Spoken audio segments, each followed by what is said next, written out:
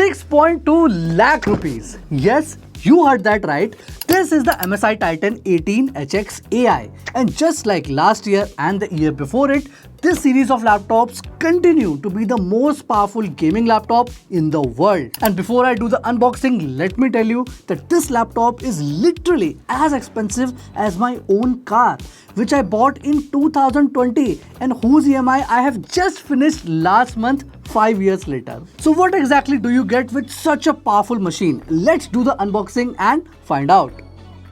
So first up, when you open the box, you get to see the big laptop itself. You get the charger, you get the charging cable, you also get a mouse. You also get some MSI goodies as well. And even a 256GB pen drive that has both Type A and Type C ports, which is very nice. And I think that's about it. But I think that MSI should have also given a mousepad or a headphone or something more as an accessory, considering the 6.2 lakh rupees price tag. But hey, that's just me. Chalo, let's turn on the laptop and see how it is. So I have already set it up and I have to say that the feeling of sitting in front of it and using it feels like that I am sitting in front of a giant TV. And not just that, the laptop has a thickness of 24mm at its thinnest point and a thickness of 32.05mm at its thickest. Now here's a normal 16-inch RTX 4070 laptop next to the MSI Titan. And as you can see, the size difference between both of these laptops is simply very big. Now the MSI Titan also weighs close to 3.6 kg and the power brick weighs around 860 to 900 grams. So the total weight that you will be carrying in your backpack will be around 4.46 kg, and you will need a really big bag because the 18-inch laptop won't fit in your normal backpacks. Now for the specs. This laptop comes with an Intel Core Ultra 9 285HX with 24 cores and 24 threads. And because the number of cores are equal to the number of threads, it just means that there is no hyperthreading on here. But don't worry, because Intel is still getting hyperthreading performance thanks to so many efficiency cores. And the 24 cores are divided into 8 performance cores and 16 efficiency cores. Now the GPU is an RTX 5090 with 24GB GDDR7 VRAM, which is based on the GB203 chip with 10,496 CUDA cores and a 256-bit memory bus. Now, even though this laptop grade RTX 5090 is really powerful, it is still nowhere near the desktop level, as you can see on your screen. Now, in terms of memory, we are getting 64GB RAM with the clock speed of 6400 MHz running in quad channel mode. And in terms of storage, you are getting not 2, not 4, but 6TB of PCIe Gen 5 storage, which is frankly ridiculous. And combine this with 256GB storage, which we also get as a pen drive. So in total, we are getting 6TB plus 256GB storage. Now in terms of display, we are getting an 18-inch 4K mini LED display with a max refresh rate of 120Hz and an HDR brightness of around 1000 nits.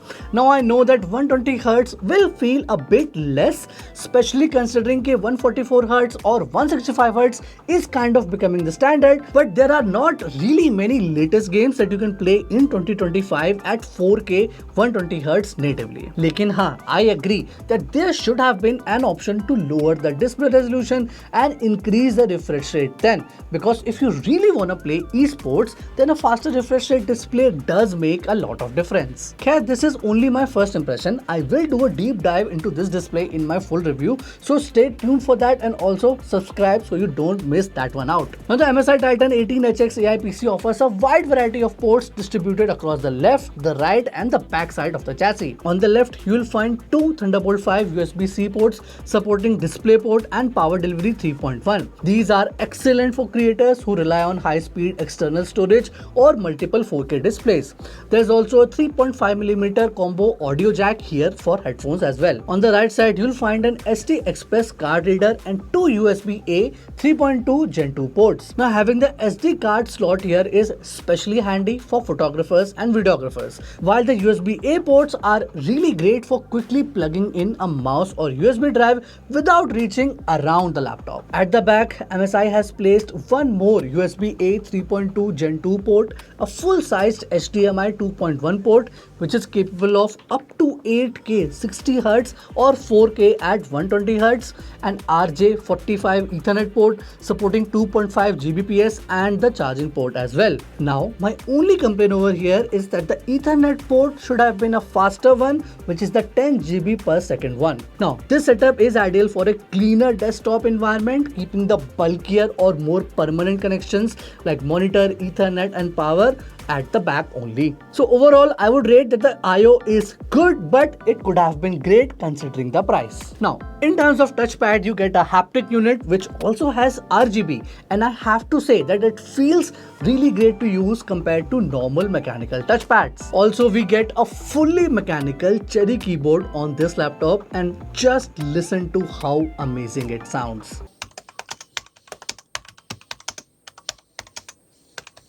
Chalo, with all that out of the way, let's quickly take a look at the laptop's performance. In Cinebench R23, this is the fastest laptop we have ever tested, scoring around 34,543 in multi-core and 2152 in single-core scores. Also in 3D Mark, TimeSpy and Firestrike, here's how the RTX 5090 performs compared to the RTX 5080, and the difference is really quite noticeable. And in terms of real-world performance, here's how the laptop performs in gaming. And here are a few games that I tested on this laptop at 4K native resolution at high graphics settings.